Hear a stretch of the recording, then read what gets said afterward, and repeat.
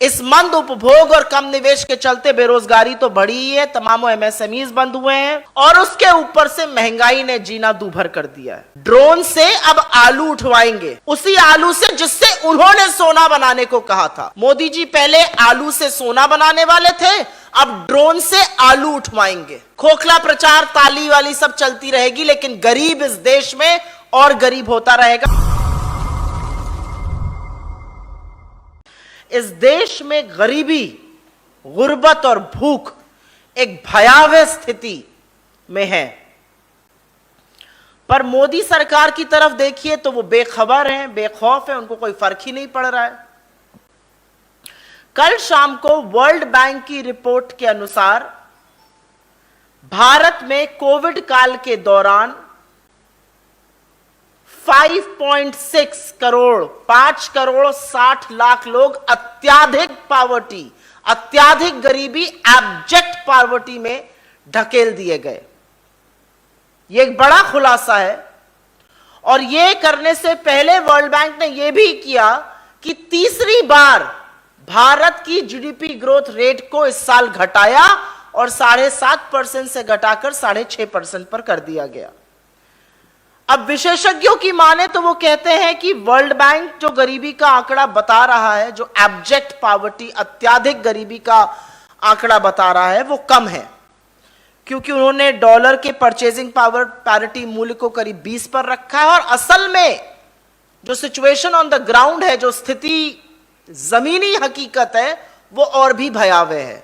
कुछ विशेषज्ञों ने आंकड़े देकर कहा है कि 27 से 30 करोड़ लोग अत्याधिक अथक गरीबी, एब्जेक्ट पावर्टी का शिकार हुए। नीति आयोग का जो बहुआमी गरीबी सूचकांक है, मल्टीलैटरल पावर्टी इंडेक्स, वो कहता है देश के 25% लोग गरीब हैं। 140 करोड़ की इस आबादी में 36 करोड़ 25 लाख लोग गरीब हैं और गरीब होते जा रहे हैं।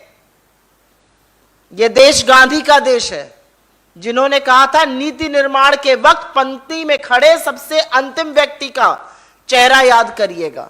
वहां पर गरीबी लगातार बढ़ रही है और बोलना इसलिए जरूरी है क्योंकि 10 साल में हमने तमामों लोगों को गरीबी की सीमा रेखा के ऊपर उठाया था, 27 करोड़ लोगों को। इसी स्थिति से घबराकर, इसी स्थिति की आशंका थी जब कांग्रेस अध्यक्ष ने और श्री राहुल गांधी जी ने सरकार को आगाह किया था कोविड के दौरान कि लोगों के हाथ में पैसा डालिए, लोगों के हाथ में पैसा डालिए, कंजम्पशन बढ़ेगा, जो कुचक्र अर्थव्यवस्था का हो गया है वो ना होता। अगर बात सुन ली होती तो ये लोग गरीबी में की सीमा रेखा के नीचे और अथाह गरीबी में ना ढकेले जाते। अगर सरकार के कान पर जूं रेंगी होती हमारी बातों पर तो करोड़ों लोग चिलचिलाती धूप में पैदल ना चलते। अगर उन्होंने सुना होता तो तमामों लघु मध्यम उद्योग बंद ना होते। अगर उन्होंने सुना होता तो अर्थव्यवस्था इस बुरी तरह से ठप ना होती। अब हो सकता है कि वर्ल्ड बैंक की इस रिपोर्ट को, अब हो सकता है कि वर्ल्ड बैंक के जीडीपी ग्रोथ के अनुमान को घटाने को सरकार एक अंतरराष्ट्रीय साजिश का नाम दे दे, लेकिन वर्ल्ड बैंक ने अकेले ऐसा नहीं किया है। मूडीज का भी यही कहना है, फिच ने भी यही किया है, एशियन डेवलपमेंट बैंक ने भी यह किया है, तमामों ब्रोकरेजेस ने, तमामों क्रेडिट रेटिंग्स एजेंसीज ने हमारे जीडीपी ग्रोथ को लगातार नीचे ढकेला। लेकिन अगर ये इंटरनेशनल साजिश है जो कि सरकार कह सकती है तो छोड़ दीजिए ईडी। अब आपकी ईडी वर्ल्ड बैंक के भी पीछे पड़ जाए, पर उसमें शायद थोड़ी मुश्किल हो सकती है। लेकिन व्यंग के आगे असली सच सुनना जरूरी है। बुरी तरह से बदतर हो रहे हैं हालात।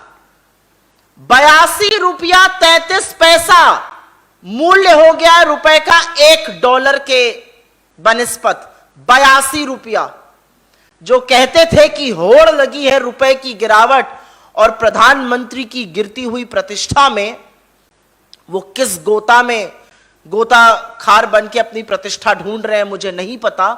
लेकिन विदेशी मुद्रा भंडार इस साल की शुरुआत से अभी तक $100 बिलियन खर्च हो चुका है। $100 बिलियन, और उसके बाद भी रुपए की गिरावट को रोका नहीं जा पा रहा है।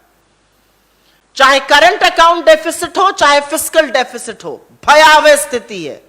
ट्रेड डेफिसिट, व्यापार घाटा दोगुना हो गया है, एक्सपोर्ट 3.5% डिप कर रहा है, एफएमसीजी की सेल, जो जरूरी सामान होते हैं, तेल, नमक, टूथपेस्ट, सर में लगाने वाला तेल, साबुन, शैम्पू, 10% इनकी सेल में गिरावट आई है। यह सीधा गरीबी से रिलेटेड है। इस मंद उपभोग और कम निवेश के चलते बेरोजगारी तो बढ़ी ही है, तमाम एमएसएमईज बंद हुए हैं और उसके ऊपर से महंगाई ने जीना दूभर कर दिया है। इसका असल में आईना जो है तो आरबीआई दिखा रहा है सरकार को। 4 बार रेट बढ़ाए गए हैं, लोन भी महंगा हो रहा है, ईएमआई भी ज्यादा हो रही है। यह सरकार की फिस्कल नीतियों की विफलता का परिणाम है। पर इस भयावह स्थिति से क्या मोदी जी परेशान है? जी नहीं, खोखला प्रचार जारी है। गरीब की थाली में प्रहार जरूर कर रहे हैं, लेकिन ड्रोनाचार्य बने हुए हैं। ड्रोन से अब आलू उठवाएंगे, उसी आलू से जिससे उन्होंने सोना बनाने को कहा था। मोदी जी पहले आलू से सोना बनाने वाले थे, अब ड्रोन से आलू उठवाएंगे। मोदी जी मेट्रो का 2019 में भी उद्घाटन करते हैं, फेज 1 का अहमदाबाद में, फिर फेज 1 का सितंबर 2022 में करते हैं। यह सब काम चलता रहेगा, खोखला प्रचार, ताली वाली सब चलती रहेगी, लेकिन गरीब इस देश में और गरीब होता रहेगा, शिकन नहीं आएगी चेहरे पर।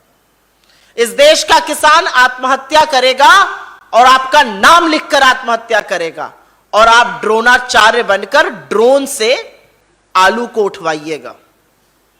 इसीलिए कुछ ज्वलंत सवाल हैं और इसी के साथ हम अंत करेंगे। इस देश में जब कच्चे तेल का वैश्विक दाम $116 प्रति बैरल से घटकर $91 प्रति बैरल हो गया, इस दौरान पेट्रोल और डीजल का दाम क्यों नहीं घटाया गया? सीएनजी का दाम 6 रुपए बढ़ा दिया और पीएनजी का दाम 4 रुपए बढ़ा दिया। लोगों की जेब को डाका डालना इसको कहते हैं। देश की 130 ट्रेनों का किराया बढ़ा दिया, प्लेटफॉर्म टिकट 200% बढ़ा दिया, फीस 400% बढ़ा दी यूनिवर्सिटीज में। इसका क्या जवाब है? क्या यह गरीबी पर प्रहार है या नहीं है? आटा और दूध जैसी चीजों का दाम, आग लगी हुई है उनमें, क्या इससे गरीब का भला हो रहा है?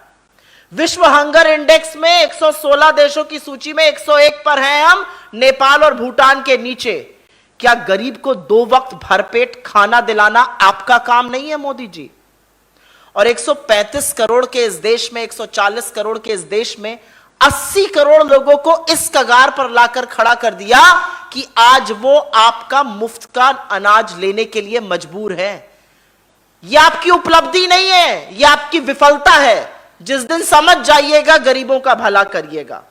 तो अब बताइए, आप गरीबों के लिए क्या करिएगा? आंख मूंद कर मुंह फेर लीजिएगा जैसा कि अभी तक करते आए हैं, या उनके लिए कुछ करिएगा? हां, आप बधाई के पात्र हैं।